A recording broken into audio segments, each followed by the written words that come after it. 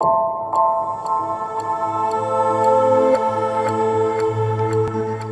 Torso murder remains one of the most gruesome cold cases in Portland history.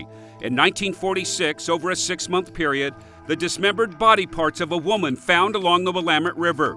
Who was the victim? More than 70 years after the crime, it remains a mystery. As much time has passed, 71 years, it's still a brutal murder. And that stuff people find interesting, as gross as it is, as gory as it is. Detective John Krummenacher feels we will never know the identity of the murdered woman. Bodies in the river have never been that big a news story, because there's always bodies in the river.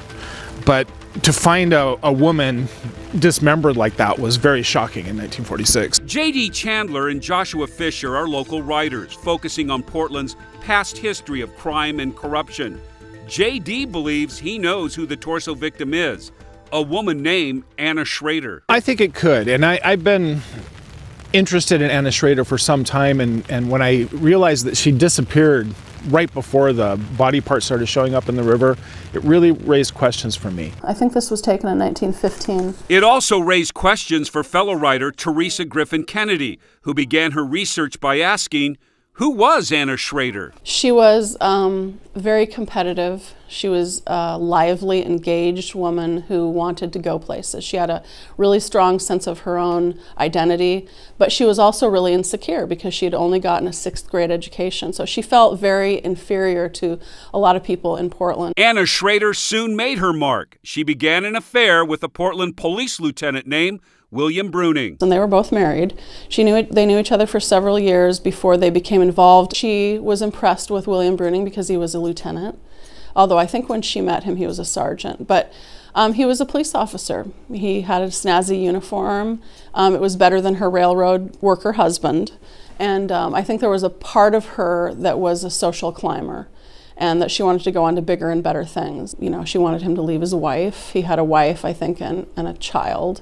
He wasn't going to leave his wife and child for her, a woman who had been married twice already. In 1929, Bruning called off the affair. An argument between the two led to gunfire. They struggle, and the gun goes off. He jumps on her with his knees, breaks a couple of her ribs, and then she is arrested and later sues him, and then later her husband, Edward Schrader, sues William Bruning for alienation of affections. It was huge. It was a huge sex scandal. It was very titillating. Newspapers carried every twist and turn in the story. Acting as her own attorney, Anna Schrader won her lawsuit.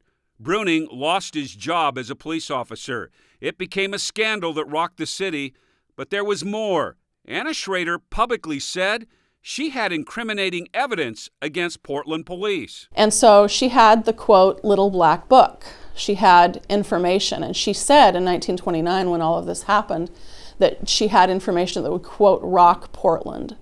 And she was referring to her records that she had been keeping for a number of years. She was referring to the little black book. At the time of the scandal, Leon Jenkins was Portland's chief of police. Teresa says Anna Schrader admired Jenkins, but during the trial, Jenkins sided with the department, and Schrader felt betrayed. Years later, in the 1940s, Jenkins returned as chief. Teresa thinks it rekindled Schrader's desire to go public with her, quote, little black book. That sparked her anger, and she may have decided she was going to leave Portland and go back to Minnesota and then maybe mail the black book to the Oregonian, or finally keep her word and expose the corruption in the Portland Police Bureau. Was Anna Schrader tortured, killed, and dismembered to stop her from going public?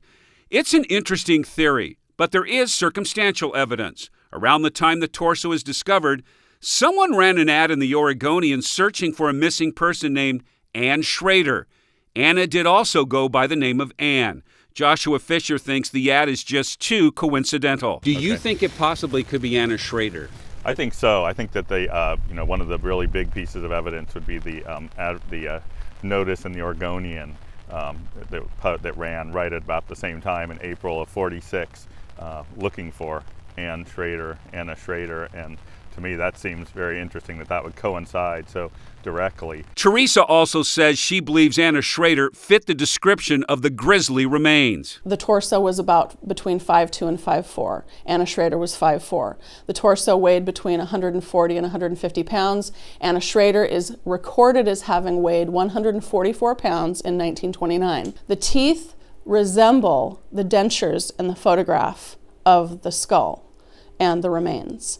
That's one of the first things I noticed. The torso skull had very high cheekbones and small eyes and bushy eyebrows that were unplucked. Anna Schrader had heavy eyebrows, she had small eyes, and she had very high cheekbones. Anna Schrader did her hair in ringlets. The torso skull's hair was done up in ringlets. It was in ringlets, fastened with bobby pins. And that was how Anna Schrader did her hair.